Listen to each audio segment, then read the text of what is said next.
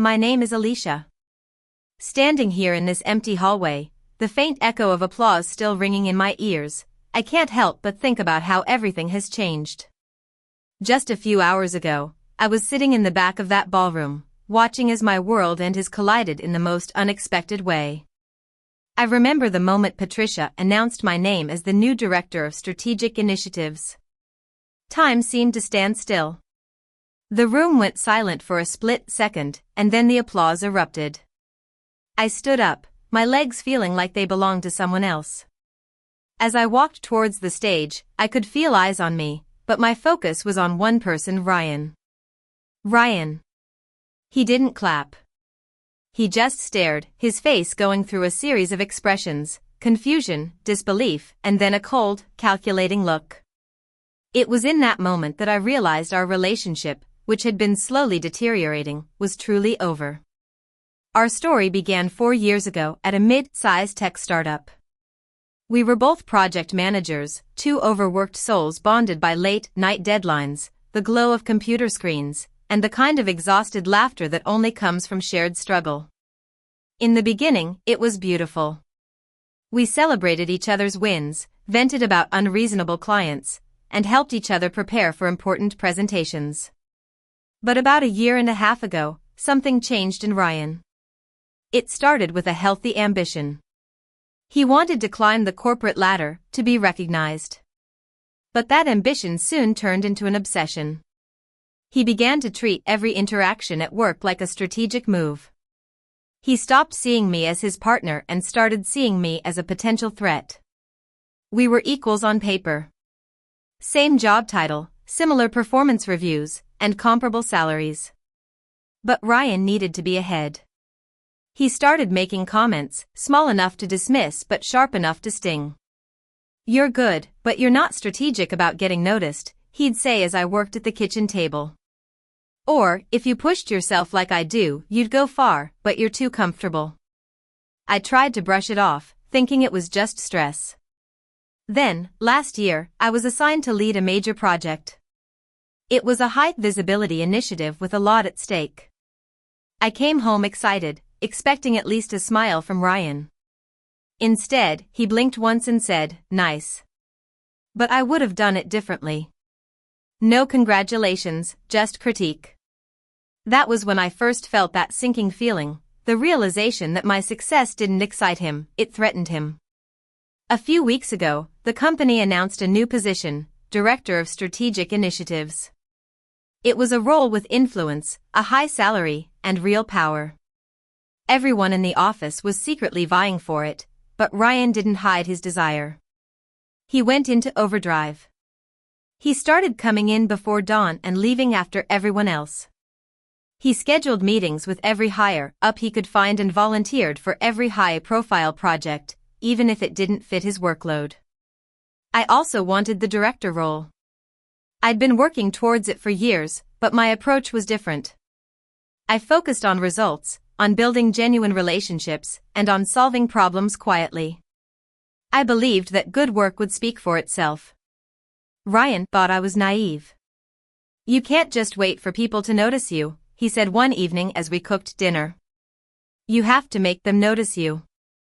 I argued that I was delivering results, but he scoffed. "Everyone delivers. It's about perception." One day, I got a call from our CFO, Mr. Thompson. "Come to my office at the end of the day," he said in a neutral tone. When I arrived, our CEO, Immerse, Reed, was also there. My heart started pounding. "Immerse." Reed smiled warmly and said, "We wanted to talk to you about the director position. They told me they were impressed with my work, naming the projects I'd successfully completed." "Mr. Thompson said, you have a reputation for solving problems without creating drama." And then, Miss Reed offered me the role. My dream job. But I felt dread. I knew exactly how Ryan would react. Ms. Reed asked me to keep it confidential until the management dinner on Friday. "Even from Ryan?" she asked specifically. I said yes, walking out of that office feeling like I was holding a ticking time bomb. That night, Ryan came home energized. "The promotion announcement is on Friday," he said, practically glowing. "It's at the management dinner at the Grand Hotel. I can't wait. This is finally my chance." He talked as if the job was already his. "You're coming, right?" he asked. "I want you there when they announce it." I had a chance to tell him then, to soften the blow. But something held me back.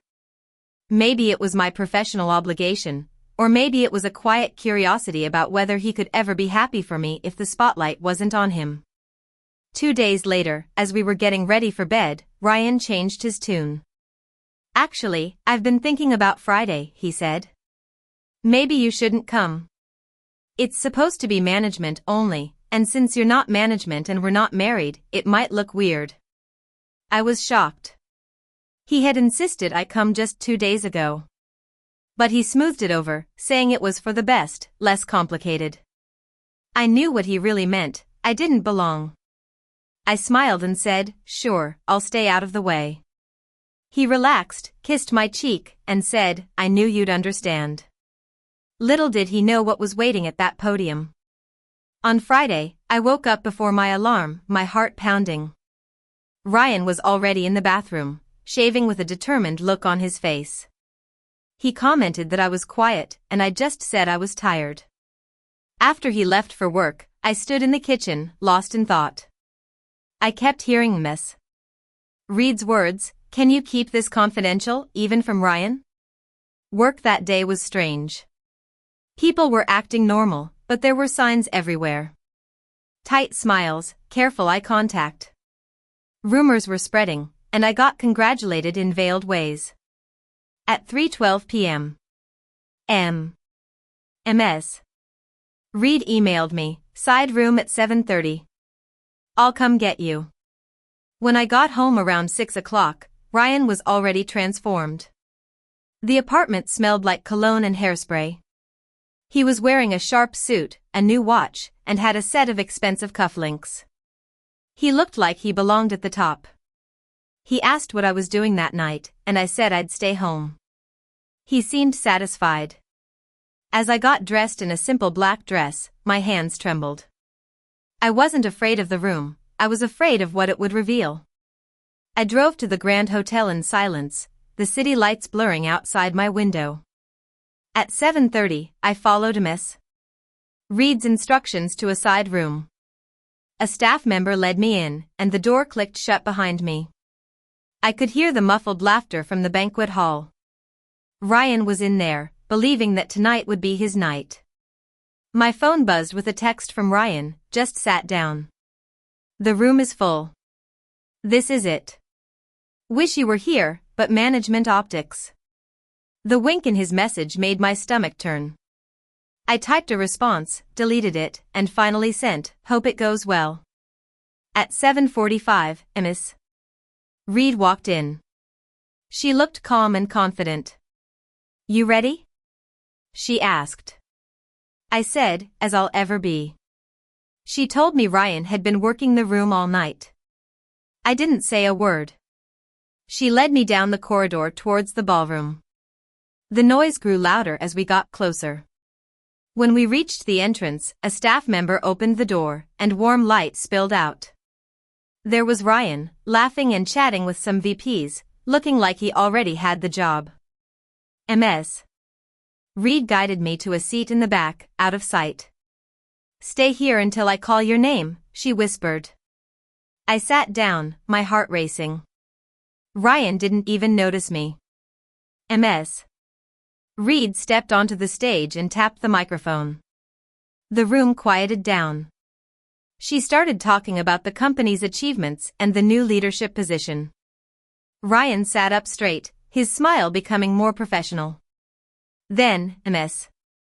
Reed started listing the qualities they were looking for in the director. She mentioned the projects I'd led, and I saw Ryan's smile falter for a second. He quickly recovered, but the air in the room had changed. Ms.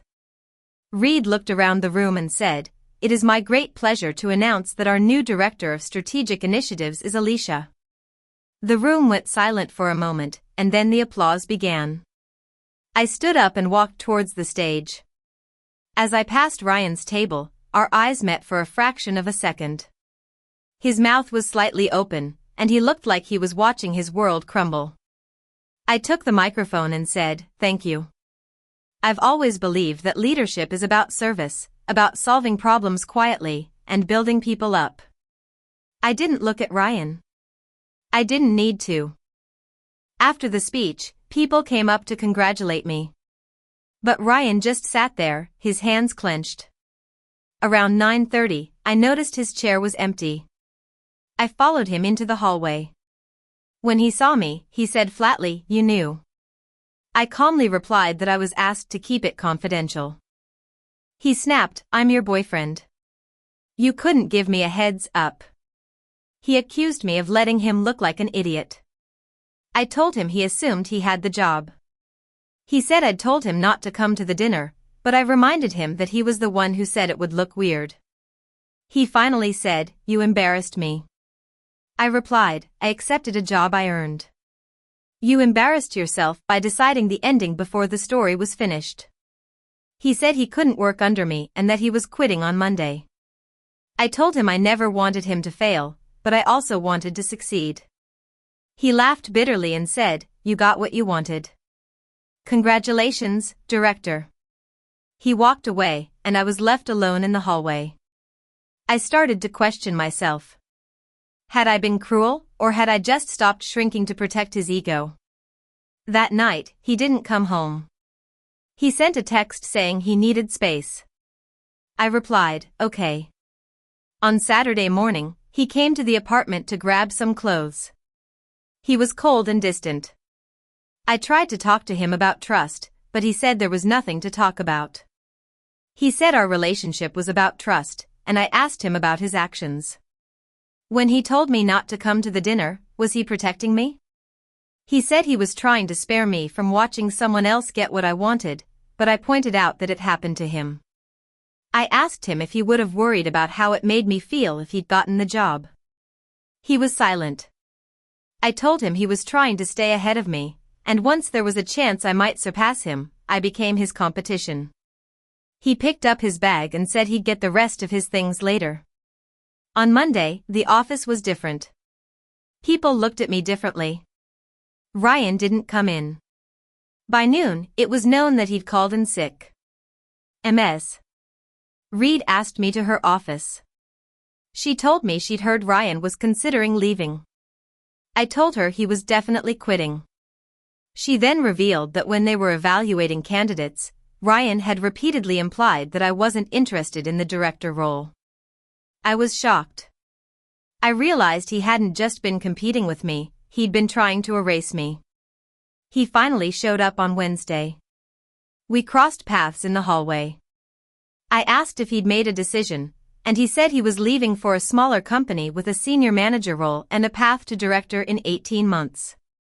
I told him I was happy for him, but he laughed bitterly. He said, "You won. You proved your point." He walked away, and I knew our relationship was truly over. 2 months have passed. Ryan left the company as he said he would. He sent movers to the apartment while I was at work. I came home to an empty feeling place and a note that said, "Keep the coffee maker. You can have everything else." The director role is demanding, but it fits me perfectly. I've built a great team and made positive changes. I ran into one of Ryan's friends at a coffee shop a few weeks ago.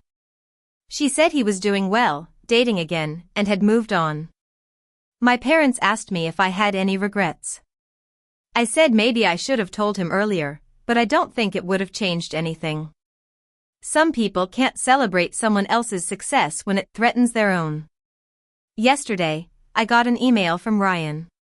He said therapy had helped him see how his ambition had twisted him, that he'd treated me like an obstacle. He said I deserved better. I started to reply but then deleted the draft. Some chapters are meant to stay closed. I don't regret the silence. I regret the year I spent making myself smaller so he could feel bigger.